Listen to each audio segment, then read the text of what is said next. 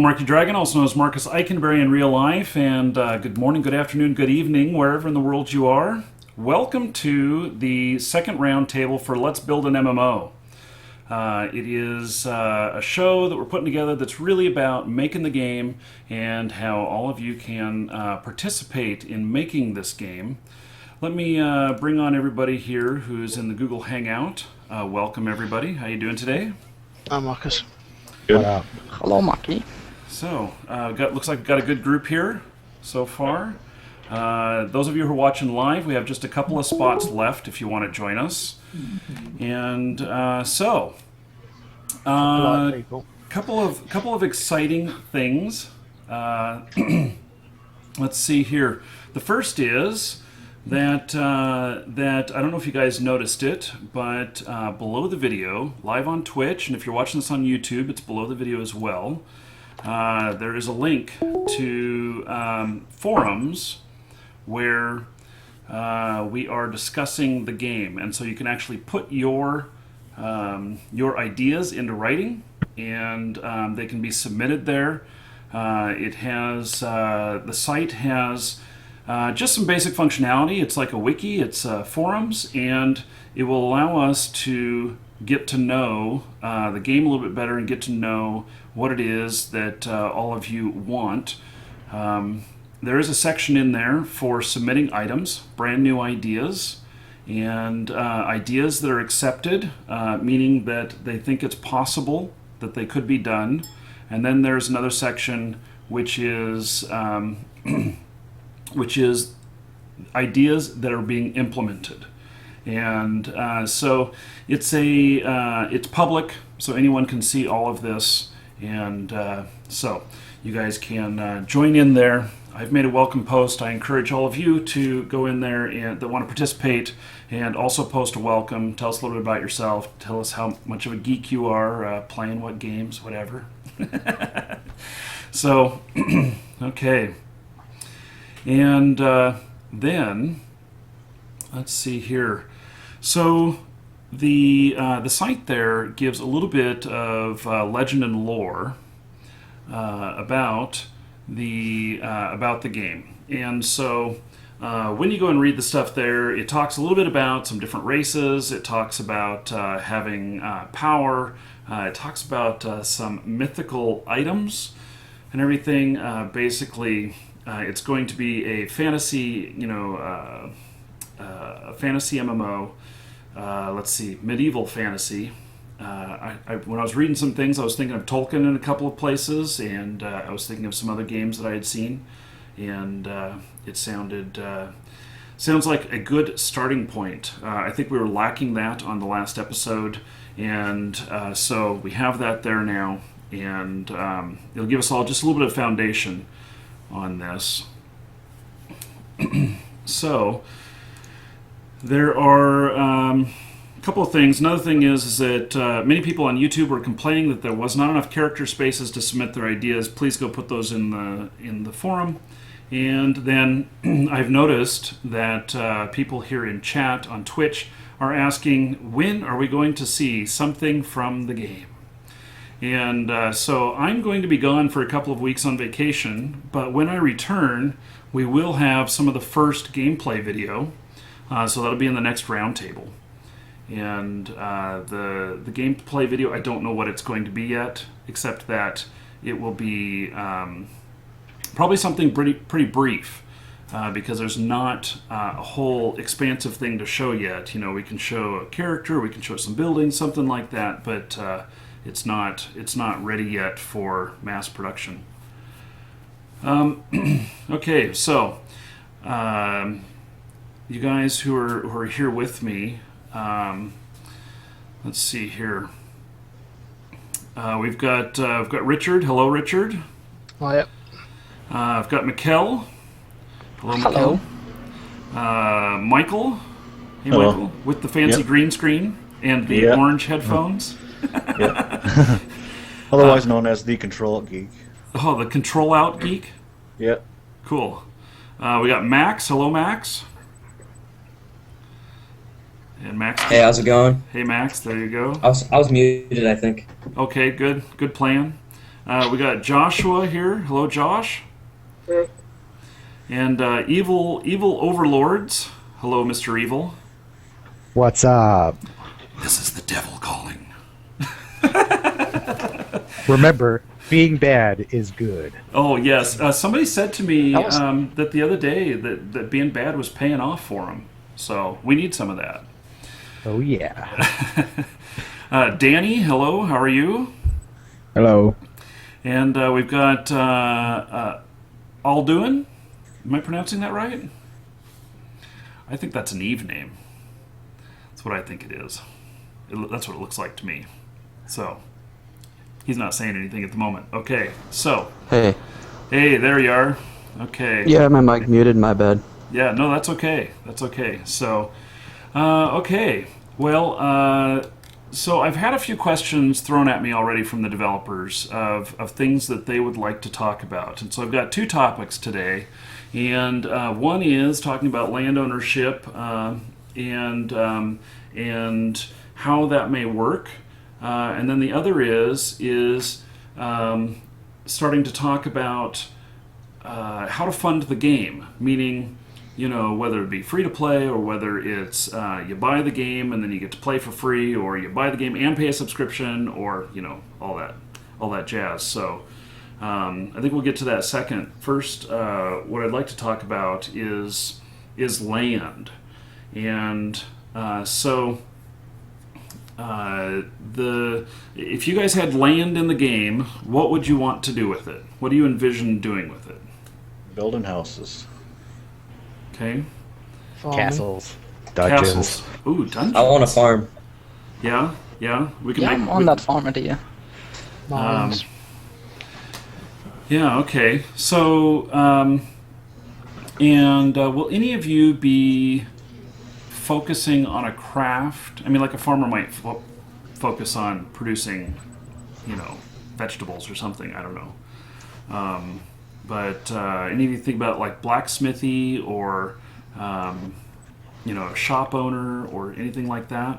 Well, actually, I think the ability to build a house should probably be set as a craft. You know, you have to go out, like I said last week, and go out and collect the stuff that need to build the house. You know, the stone, the lumber, and all that.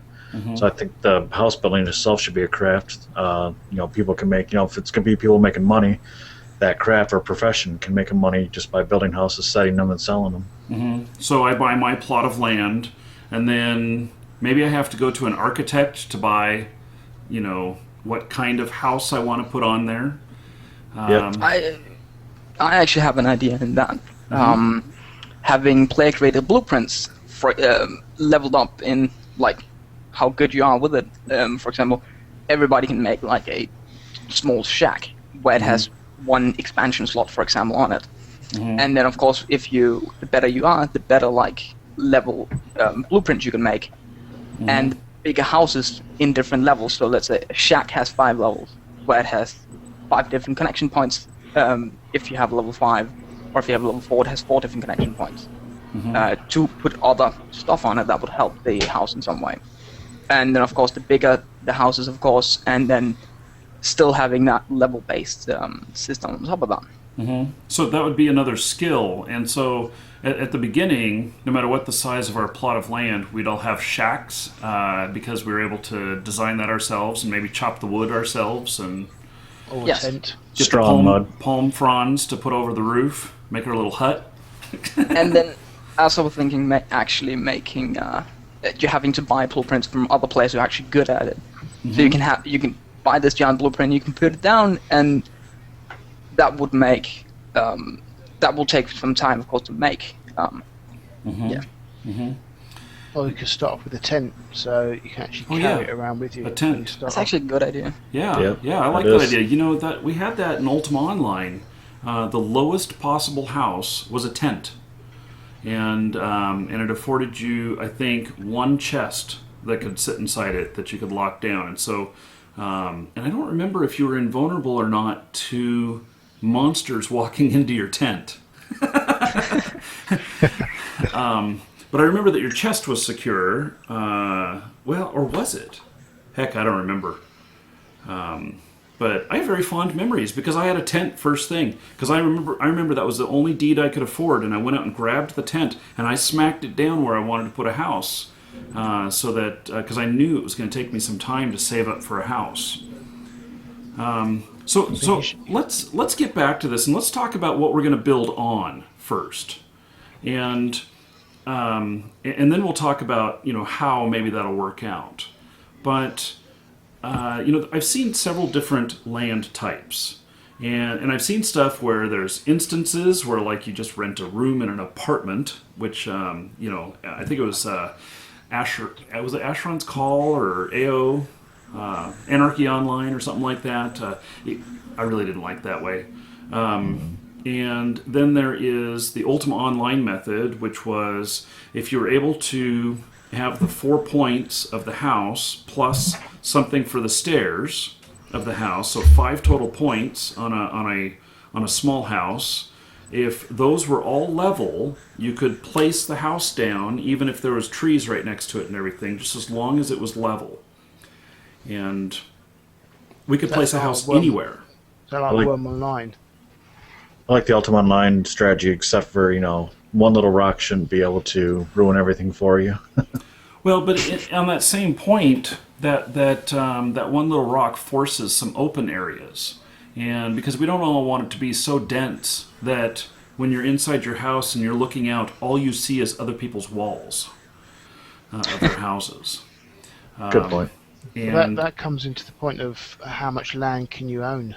Mm-hmm. So you can you have I think in Worm Online where you had your house, when you bought a plot of land you could build on that plot of land, and then there was a boundary beyond your buildable area where no one else could build on or own. Mm-hmm. So, which was you couldn't build on it, no one could build on it, so it was everyone's areas were actually separate because you had that buffer area where no one could build on, but all the trees in that area you owned, all the animals you owned, all the monsters that spawned in there you could kill. Other people couldn't kill it because it was on your land, but it was a buffer area where no one could build on. So you get around the fact is you can't build right next to someone else. I guess it all depends on how they divvy out land too, because are you just going to be able to put a house anywhere, or do you have to buy that land and then put the house on that property you bought? I think that they're leaning toward that we buy parcels of land, and then what you do with it is up to you from there. And parcels can be connected, and so you could buy this parcel of land. And then it's just like in the real world, that there's like 12 parcels to a block in a city or whatnot, and you could conceivably, you buy your house with the land there or whatnot, and then your neighbor's house goes up for sale. You could buy that too, and then you could rent it out, and you own both of them, or you could demolish both houses and put up a bigger house, or you could build a bridge between the two or something like that. Do I have to pay summer and winter taxes also? Well, you probably there is going to be. I mean, I don't want to say what I think that it should be, because I want us to work together to kind of figure that out. But it would make sense that there is some sort of tax or some sort of decay or something to keep abandoned houses from being everywhere. What I ideally think it should be is everything is, for example, the King's Land, and you rent an area and you pay every month or every week.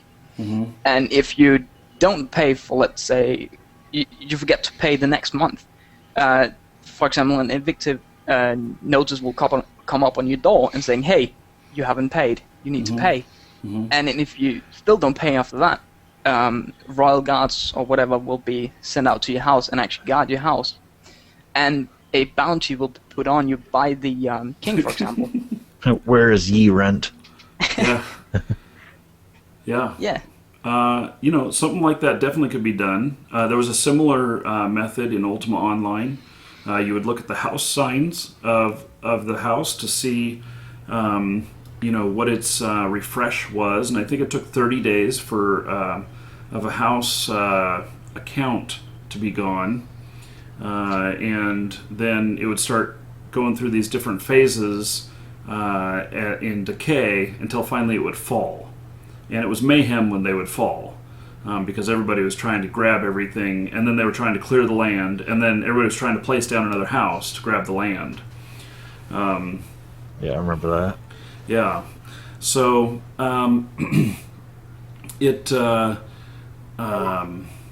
it was quite exciting, and it kept you engaged where you had to do at least something in order to protect your home. You couldn't be absentee for months on end or not pay your subscription. Ultima Online was a subscription-based game. Here's my thoughts about like land ownership, and there's a couple of things that I want. One is that I want to be able to have a shop that's in a very congested area. So if I'm a merchant, I want to have my vendors or whatever way that I sell things in a heavily trafficked area. And but then if I have a house, I want it to be more in the suburbs. So you want like a Luna then? Well, that's a possibility. A marketplace where there's like these small tents you can set up a booth in. For example, the cheapest way to actually own a shop would be that, and you can only store a certain amount of items you can sell in that. For example, just an idea. Mm-hmm. And then if you bought a house on the main street, for example, of a certain town or something, you'd be able to set up shop in that and actually sell out the side of that. Yeah. So, I look at for myself, and I don't know how the mechanics of all this will work out, but I look at for myself. I want to own multiple pieces of land because I don't want to live at my store. Makes sense. Or if I do, I want my store to be retail on the bottom and several floors above of my, tower of. I had an idea about that as well. Actually, if you have a big enough house, for example, with 4 rooms, for example, you can give someone access and rent out one of your rooms, for example, mm-hmm. in your house and actually charge for that. And it would be a game mechanic, so you wouldn't just allow people in your house and they would steal everything, even though the ability would be there to steal everything. Well, if I remember correctly with Ultima, you could give friends access to certain parts of your store so they could vendor. Like you would actually rent the space out to them. They would pay you, and then you would give them, friend status to allow them to put some of their guys in your store. Mm-hmm. Yeah, and I think the whole the whole concept of being able to rent out rooms is really good, and that player created apartment buildings. Yeah. Why not? Why not have any house? I mean, other than a tent or something, which is is not going to be very much space, but where you could rent out a room and they could lock the door and new profession, slumlord. Well, or hotel owner, landlord, whatever. Yeah. Innkeeper. Innkeeper. Yeah, there you go. There you go. Innkeeper. And we'll have a bar in the bottom of it. So we can all get drunk and then stumble back to our rooms. Well, you got to go someplace after your adventure in the dungeon. Right. Excuse me, my dungeon. Oh. Okay. Do you guys feel like that the land ownership should be based on what kind of house you put down, and you just you own a whole square? Or that you buy multiple pieces of property and then you can place bigger things down, or I think you should have to buy multiple pieces of property because that makes it. You have to make it so you have to earn the money to do it instead of just saying, I'm going to put this here, I'm going to put this here. It will make it so you have to actually earn the money. So you have to have 10,000 quid or whatever they're going to call it to buy this lot, and then extra money or supplies to actually build it. Mm-hmm. Mm-hmm. But I think that should only be in the city. Well, that Because I like the idea of being out in the middle of nowhere. Mm. No, but the problem would be that, for example, now I'm just thinking game point. If someone just went out day one, if there wouldn't be a tax outside the city, one person just went out and claimed everything and started selling at an extremely high price, that wouldn't really work. Basically, So I building think your there own city. should be a... But you have to have buyers for it. That's the other thing.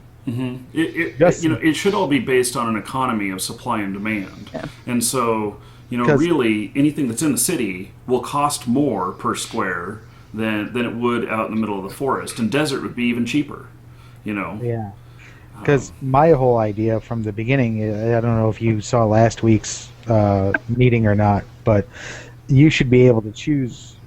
Some people like me will want to go out in the middle of nowhere and build something completely new. Mm-hmm. And maybe that'll end up becoming a city, which I become the lord of, or the overlord of, as the case would be.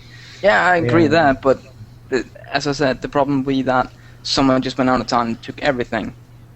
If there's not a tax outside the town. I think there should be a limitation how much, not a limitation how much land you can have, but an escalation of price. So the more land you claim, the higher the price would be for the per next parcel. bit of land Yeah. that you want to claim. So the first one costs 1, the second one costs 1.5, the third one costs 2, and then so on. So therefore, you actually, by the time you get to 10 or 12 plots of land, you're actually paying a very high price for each new plot of land that you want to buy. Well, And for the price of the plot of land, I think should be in escalation of what other buildings or what other plots of land are local to you. So if you're in a city and there's lots of plots of land local to you that people have bought up, therefore the price is higher compared to in the middle of nowhere where there's nothing around you. The price is a lot lower. So it encourages That's actually a people great to, idea. to be in the middle of nowhere if they want a nice cheap place, so new people can come into the game and still be able to build a large area, a large building, and have a nice decent piece of land, rather than struggling to do anything because the cities have got huge prices, and every plot of land you want to buy takes you months to get anything to buy. Well, maybe then there should be a separate mechanic, because you guys are looking at this strictly as a one type of economy issue here. I'm saying if somebody's willing to go out and to the middle of nowhere and start something completely new, maybe there should be a mechanic where I like the idea of building maintenance and property maintenance as part of the structure of the game. Maybe you have to hire people to, like guards, to guard your area, or farmers to farm your area. And if you're not producing or paying them or whatever, they disappear and you lose some of your land because you're not using it. Mm-hmm. Make it if you want a maintenance, make multiple types of maintenance. If you're in the city, you're under the king's protection, you're paying a tax for that. If you're out in the middle of nowhere, well, you're the one who's got to maintain the property if you want to maintain your control over it. I like the idea of the houses degrading over time without maintenance. That same mechanic could be applied elsewhere. Mm-hmm. How does that sound to everybody?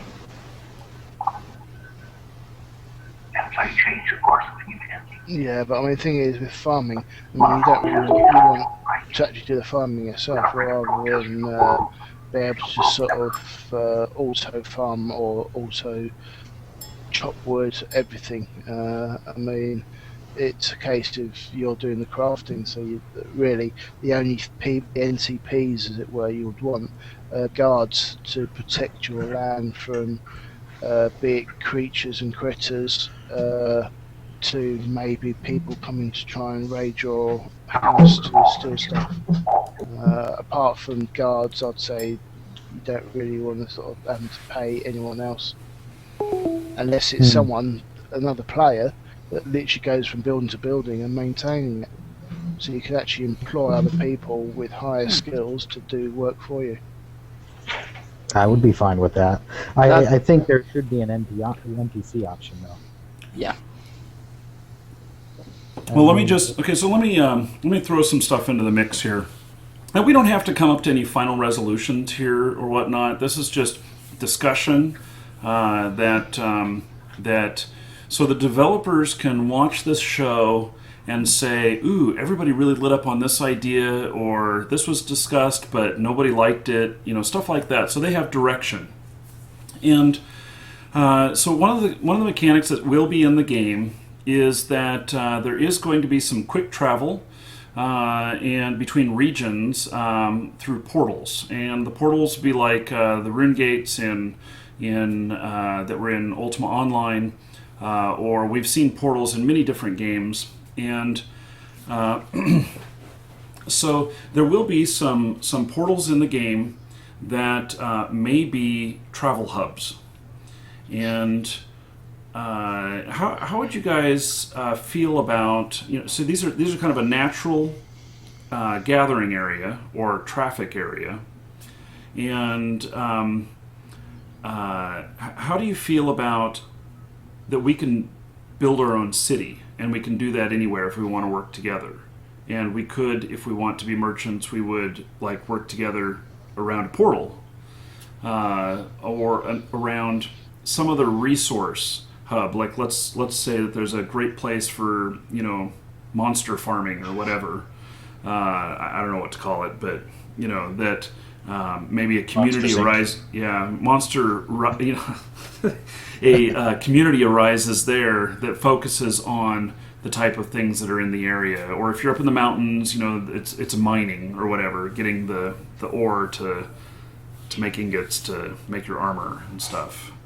Yeah, definitely. I mean, I don't like this sort of idea of portal, because that sort of seems a bit strange. But even like signposts, so you can quick travel between signposts, maybe. Mm-hmm. And I mean, to start off with, there probably should be an NCP village or town which sells the most basic of tools or bits that you might need, where people start off and learn the game as if it was like a beginner town or Mm-hmm. beginner village, where there'll be a large area around where you can chop wood, you can do everything, but you can't set a building up because it's owned by the NCPs. I'm kind of thinking, basically, your major city should have a portal that's made by the game. If you want your city or town or certain part to be added to those, you should have to pay a fee. Basically paying a fee to get people to visit your town if you're going to build a town around a portal or whatnot. And also have certain characters have it be one of their things is that they make the portals to go, where people want. Mm-hmm. Definitely like the idea of player-made quick travel.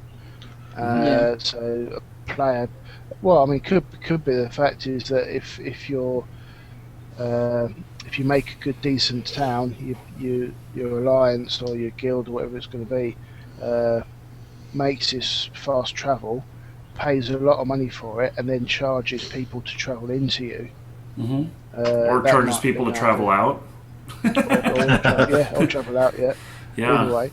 Yeah. So if you want people to start traveling to you, you make it free. That's true. And so, there could be a mayor of a city or whatnot, could be elected, could be earned, it could be whatever, and you have your township there, and there's some taxes that are applied to certain services, such as the portal. Maybe the portal needs some guards to keep you from being attacked right when you come out of the portal. Mayor Eikenberry, that has a good ring to it. Nah, I don't want to be in that role. So I'll be the overlord. Yeah. We know how your town's going to be all doom and gloom, and I'm going to have my own personal rain cloud. Oh no! There's going to be unicorns and kittens and puppies and hugs. Oh right. Mm-hmm. You got to attract people before you can do evil things to them. I see. Bait and switch. Damn Skippy. Yeah, so definitely sort of guard towers around the town, and you pay for, say a guard tower holds 4 guards, and you pay an upkeep for the guards, the amount of guards that you have, Mm-hmm. And because I mean, I'm guessing you'll have creatures in the wild that start wandering into towns, and even the beginning players wouldn't be able to take one of these creatures down, but the guards would be able to clear them away for you to keep your area safe. Well, Mm-hmm. a good question too. If people are building towns, are they going to be attackable? Are they going to be not attackable? Or is they going to be PvP? Are they going to be PvE towns? Well, maybe that's up to the community. Maybe it's how much taxes they're willing to pay for higher amount of safety. That would be a great And way out. people that don't want to pay anything, that it's very lawless in the area, or it's the community up to doing it themselves. Yeah, I think definitely these sort of games. I definitely think they need to be both PvE and PvP areas, because there's a lot of players that like one or the other. Some like both, but some people just want to come to the game, do crafting, killing monsters or creatures, but not PvP. That's So I where think it needs to be both. that's why I like the system like Eve, for example. It's PvP everywhere, but the guards will come and respond. Yeah. I think it should be something like that, because I like that idea of nowhere is really safe. Mm-hmm. I like that too. And actually, in Ultima Online, they had it that way. You could get a couple of hits on somebody before the guards would gank you, or the lighter stuff where you were just thieving from someone. Then maybe you could get away with that unnoticed. Any place that has 100% safety, I mean absolute 100% safety where nothing can happen, seems to me to be pretty boring. Now, there are a couple of places where you may want that, which is like in your secure chest for all your gold in your house, or your bank vault when something's in there. But beyond that, I don't know. I want a little bit of risk. I want something to complain about. I'm like, this dude was trying to break into my house. He almost got in, and I had to shoot him with my bow and arrow, and thank God I hit him in the eye right off the bat.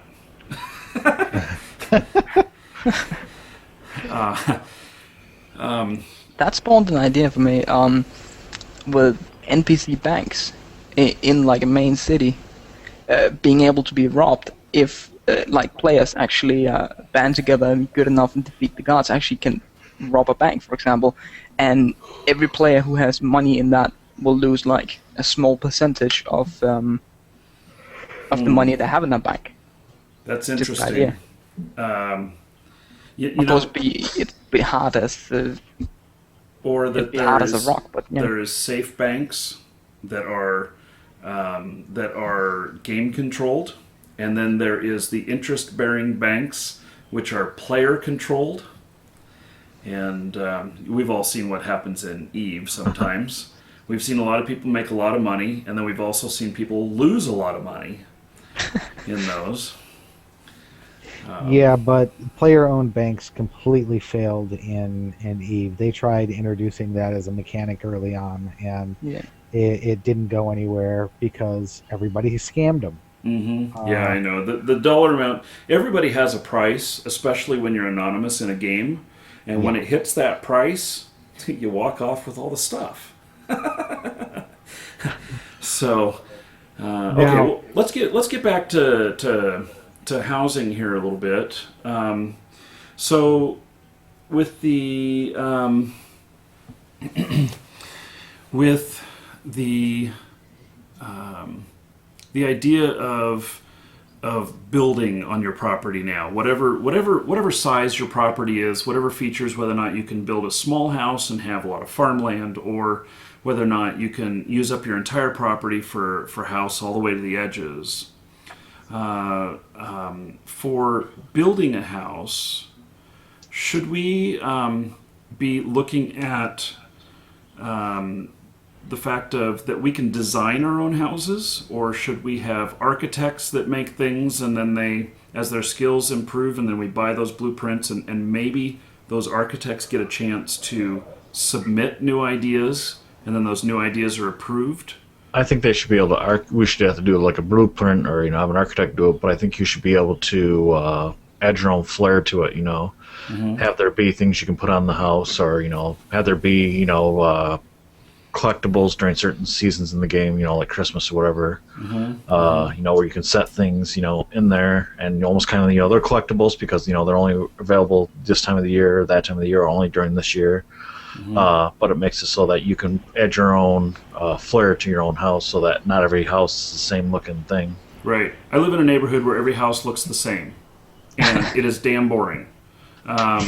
So, I hear you there. And you go to other older neighborhoods where they have the scroll work on the eaves, and they have, the doors have character, and different kinds of railings on the porch and everything, and it adds a nice charm to it. Makes things very individual. I had a kind of complex idea about that. The architects, for example, that make these house blueprints and whatnot, actually have the ability to, once in a certain level, they maybe get the ability to go into a 3D-esque editor, where you can add objects to a house, pre-made objects maybe, for example, a smokestack, for example. An architect go in 3D object and add a smokestack onto that house, and it'd be like a personalized house that he can sell as his own making, and have a description and a name tag for it. So I like the idea of some customization. I think ultimately what would be the best would be just like we do in Minecraft. We have different blocks we put together and we build our stuff, and it's up to our own creativity. Well, I can totally see that though, because one of the best examples of that I ever saw was people making fish tanks in Ultima Online. There was no such thing as a fish tank and everything. And then all of a sudden, people started having these elaborate fish tanks in their house, and all they were doing was taking cloth, and they were stacking the cloth in different sizes, different ways, and it made it look like there was actually, a tank with water there, and they put a couple of little fish, which I think were edible. You could pull those up. Yep. And they made their own fish tanks. I did that. I remember that. Yeah, and that's just the creativity that I would love to see in this. That was something they never expected, and everything. And so I would love to have as much creativity as possible without causing problems in the game. I think that one of the reasons that Minecraft looks so simple and blocky is because of the fact that you're able to, the world is malleable. You can do all kinds of things with it. But if you had something that was really high res, like World of Warcraft and everything, and you're using blocks like that, it might cause issues, load issues, and everything. Well, then maybe instead of them coming up with a whole bunch of different items that are preloaded and all this stuff, because that's a lot of art time, and you're never going to get it the way the players want it. No matter how much you put into it, they're always going to complain about it. Provide a separate 3D editor for players to design stuff for the game environment, and have each of those things submitted to make sure that it can be populated in the world, and then give them a cut of whatever profits are made from selling it. That's a good idea. That's interesting. It's like Yeah. Second Life, Because that's like Second Life. Because that's what they do in Second Life. And this way, your developers are busy developing the game and keeping everything maintained, and the players who really want to do this are going to do it. The ones who have talent, because some of us don't have talent to do shit like that. Even though we can dream it, I can't make it. And it doesn't have to be a super complex editor. You don't have to run a CAD system. It just has to be compatible with the game, and as long as it's submitted to the developers for review to make sure it doesn't crash the game. I mean, it's a very simple out for them, and it's a simple in for us to get exactly what we want. Maybe actually with this, then allow it to be able to work it into the engine probably going to be hard, but for example, the ability to submit files from Maya, which is a known 3D program, or Blender, which is a open source 3D program. You can submit those files, not in like completely new 3D program they have to make. That would add a lot of development time on that. But actually, the ability just open source like Blender, for example, you can take a file from that and put it in there. So basically, it's a foundry for furniture. Yeah. Yeah, I mean, they should be able to put their own limitations in those programs to say, yes, you can have so many vertices on an object that you create, and they have 20, 30 different types of materials. You can make this from, be it glass, be it wood, metal, whatever you get from the ground, or you say chop down, or say smelt for and make for glass.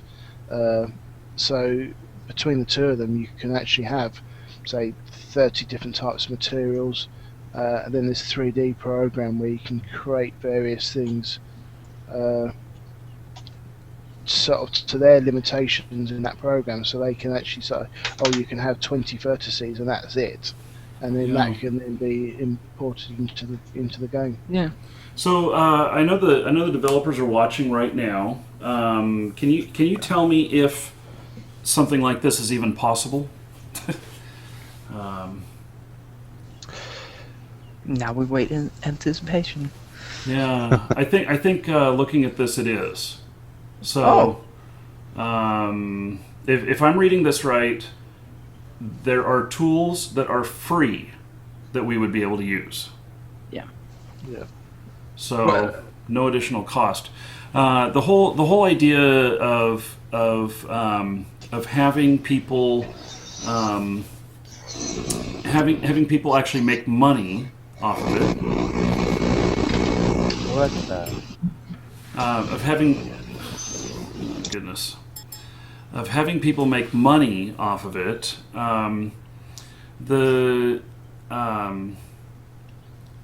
There's some issues around that, but I think that could be done, whether it's for love of the game and they're given for free to the game and there's some sort of compensation that happens, or whether or not it's like the Second Life version. How does that work in Second Life? Have any of you submitted stuff to Second Life and gotten paid? I'm not talking real life money. I'm talking in-game money. Yeah. In-game money. Oh, now that's an interesting thought. For instance, you have a shop. You sell pieces, parts of houses to other players. Well, you suck at designing stuff, but I don't suck at designing stuff. I design the stuff. It gets approved by the developers. In other words, it won't crash the game, and you can then turn around and start selling it. I'll give you a price for how much you can buy it from me, and then you sell it at, and you start with 1 or 2 items, and if they go fast, you get a couple more. And I mean, this is something that become a serious maintenance issue for you as a store owner, but I'm just saying, I wasn't talking real life money. I'm talking in-game money, because it's a revenue stream. This was the thing I also wrote down on the response in the old video. The ability to actually have these custom objects sold. Let's say I submit at the end 50 different things over a period of time that I'm actually selling, that I have the ability to sell. Nobody really else has the ability to sell those. Only my shop. That way I'd get kind of famous for people seeking out actually buying this specific object I sell, or these specific special objects I sell. And maybe in the end the developers will be tired of us just submitting things all the time and actually allow us to just upload ourselves. But I think the actions of the developers need to have a broader scope. I think one thing with the design, of these items is if you are going to be able to sell them in that, then there should be a thing to where you can't reverse engineer it. Like they shouldn't be able to go back into an editor with an item that they bought from you to learn how to do it to make money off your own idea, or Exactly. make game money off your own idea. Yeah, I think maybe you can submit this to developers. They give you a patent for that item, and then give you the blueprint to make that as many times as you want. And then if something else comes in that's very similar to what you've just made, it gets denied. Yeah. Yeah, So, that's like patents the actually Apple design. App Store type of thing. You know, they only allow so many apps of a particular type in there. Whereas like the Android market, everybody and their mother can make the same thing, and the best one with the best marketing wins. But also think about, let's talk market, for example, a fee to actually get this in. That would be paid to the developers, or maybe just in-game gold. But the idea maybe like 99 cents or 50 cents or whatever to get this object into the game, because it's going to take a developer's time. It's going to take their work away from whatever else they're doing. So yeah. Okay, well, let's use that as a segue. I'm sure we're going to talk more about this stuff. But we've only got about an hour for the show, and we've spent 45 minutes talking on land and houses now. And one other thing that I wanted to touch on was how the game would actually fund itself, which is a longer topic than just 15 minutes. But maybe we can get a couple of ideas right here. And with you saying that maybe there should be some fee for that or whatnot, wouldn't that be a perfect way, if it's a free-to-play game, let's say, or something like that, that is one of the ways that the game would earn currency or earn real-life dollars, is that these artists who want to, add something new to the game, you pay whatever fee, but then you're able to make all kinds of in-game currency from that. It's just what I thought. I don't know how well that would work out, but that's just the first thing that came to my mind. The first thing I gotta say, if it's subscription based, for example, I'd love that, because it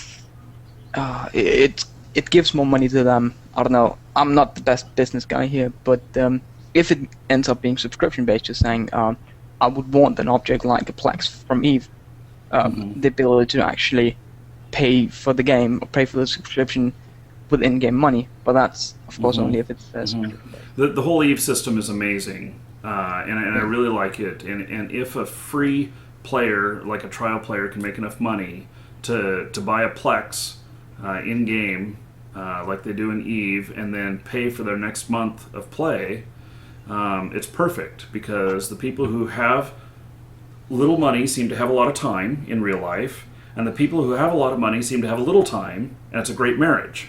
Well, I'm hoping with the I'm hoping it's not free to play, because there's just too many idiots with free to play that just ruin the game for everyone. I'm hoping it comes out, maybe a smaller price point, or a price point that helps them, $20, $30, $40, and then maybe $5 a month.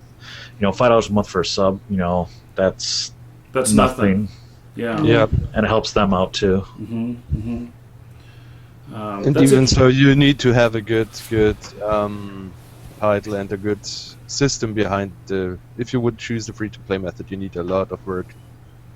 It's causing a lot of work, and even so, you need a good system behind it. Otherwise, it will not work out, and then you will lose the game. Brian knows this because he's managing a couple of games like this.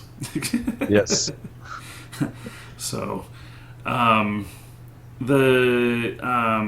okay, so just a quick rundown of those of you who want to say here.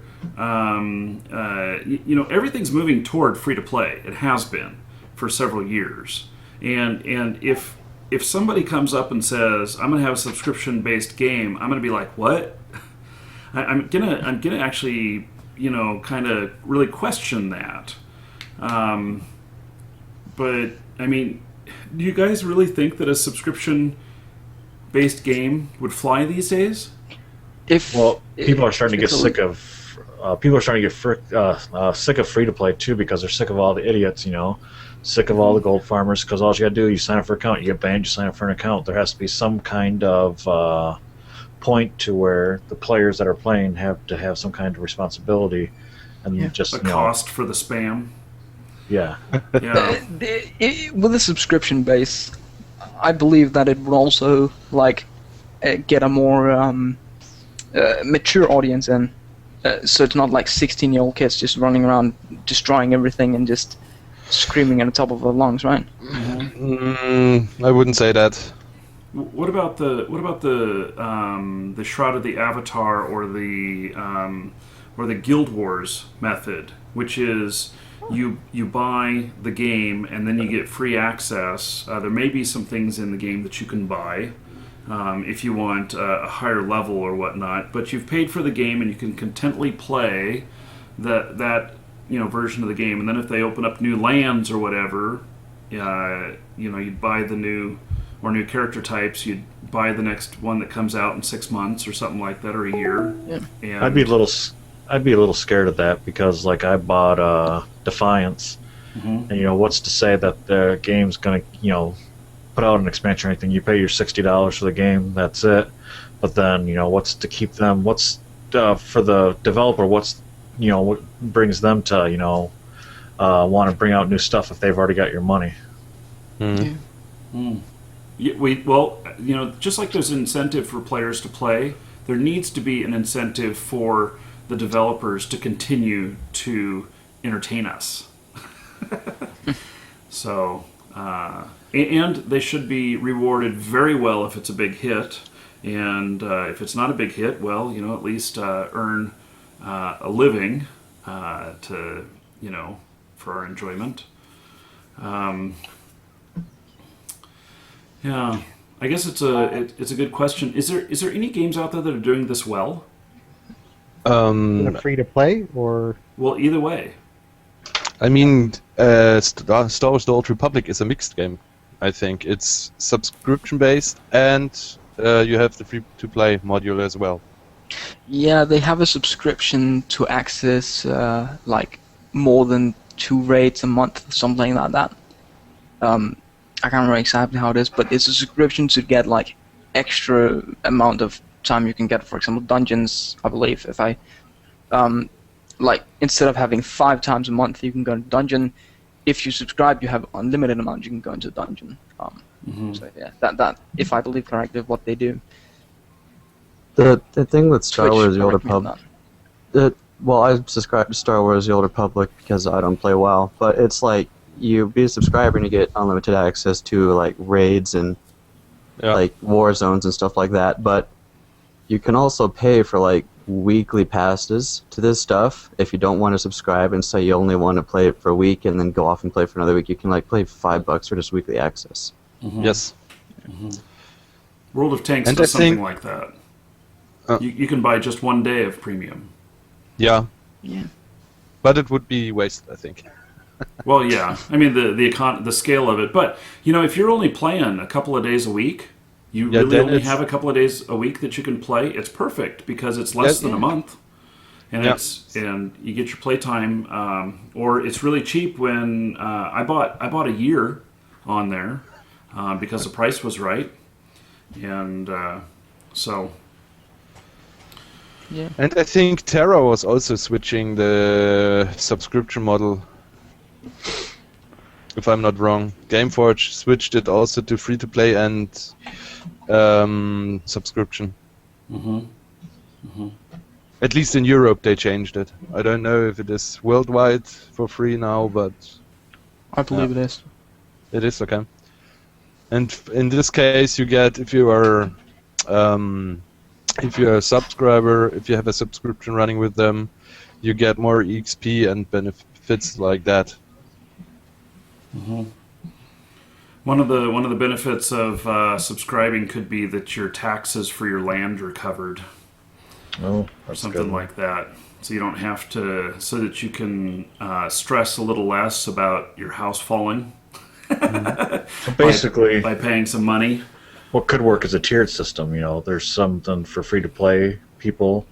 There's something for these other people. I can't remember what they call it. And then there's subscribers. Mm-hmm. And it helps to pay it on all fronts. But basically you're paying for access, or you're gaining access by doing certain things, be it paying or by I think playing. that somebody who's being very successful in game, earning a lot of money in game, should be able to buy a subscription with the in-game money from another player or whatever. Definitely have to have some sort of mechanic like that, because if somebody's investing a lot of time into the game and they're adding to the game world in a dramatic way that increases the retention rate of other players, I think they should be rewarded for it. I don't think it should be. I don't think this should be a free to play at all. I think there should be at least a minimal subscription of some sort, and the ability of an in-game mechanic to buy time with in-game money, because that's also a way to regulate the economy, to make sure that everybody gets what they need and has some sort of attachment to continuing the game. How does Eve regulate the price of the Plex for Players buying a do. month? That is completely player created, only if there's like a huge drop or a huge inflation, for example, they will step in to make sure that it doesn't just crash everything. Yes, they do. They have an actual economist on staff. Yeah, right. They actually have a bunch. I saw it at their convention thing. Yeah. But the point is giving the players. I mean, if this is a game world that is so open that you can build your own city eventually, it should be something that people who are creative and are willing to do new things should be rewarded for their efforts, because they're putting a lot into the game, and they should see something out of that, whether it be free playtime via a Plex sort of system or some sort of way. Because this, one thing I learned from Eve is this is a community driven project. No matter how introverted somebody like me wants to be and go out in the middle of nowhere and build a castle where you have to travel a couple days to get there, there still is that community that has to be brought in and kept on an emotional level. Does that make sense? Yeah. I mean, if the game's going to be so based around buildings and your land, why not have the rich people be able to use in-game cash to pay for the upkeep of their land, or people that play sort of irregularly to be able to pay for in real life cash to pay for the upkeep that way? So you get both ways. People making money can have lots of land and be able to pay for it. The people that just play irregularly can have a small piece of land and pay with real cash. That way you get both sides. But that means that the game is sort of significantly sort of controlled by the amount of land and the buildings you have, rather than a lot of sort of a wider base economy. Yeah. Well, Go ahead. I was thinking about that before before I was joining the chat. The Star Wars Galaxy system with the cities was a very nice system, I must say.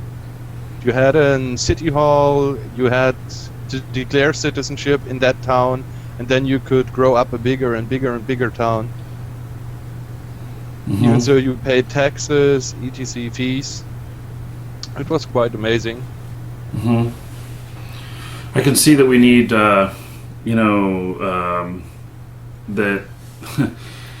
I wonder what would happen if we just had, all this open land here, and of course we want to naturally congregate with each other and everything and place our houses next to each other. I don't know what that would look like. It'd be like a tent city at first, and then, but how do we build roads? And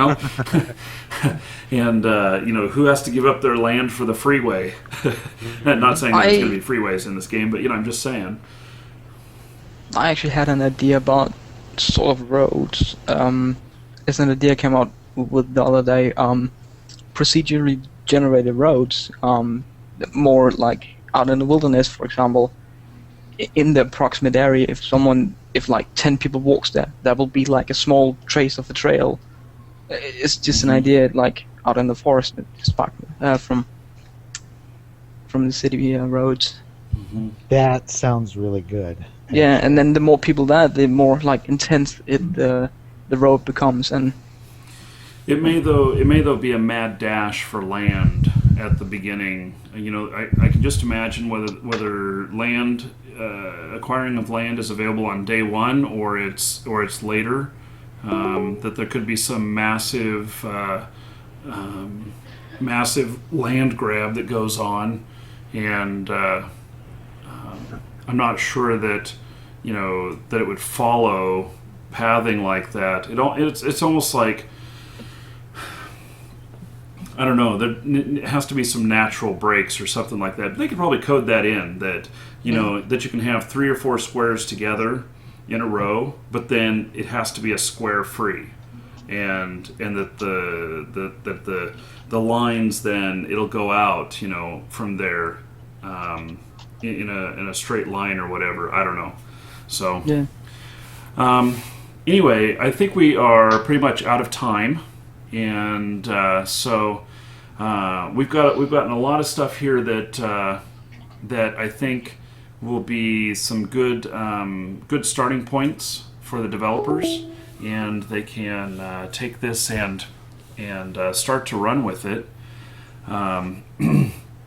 It'll be a couple of weeks before we do the next show. I am going on vacation. And so the next show will be second week in July, and at that time, I am told that we will have some sort of in-game video to show, but I do not know what it will be. It could just be a character standing there. I don't know. Maybe I can just throw this out. I want my character to dance. And the intro music that we play at the beginning before we start the show, we should all watch my character dancing. So, I know that's going to be a lot of work.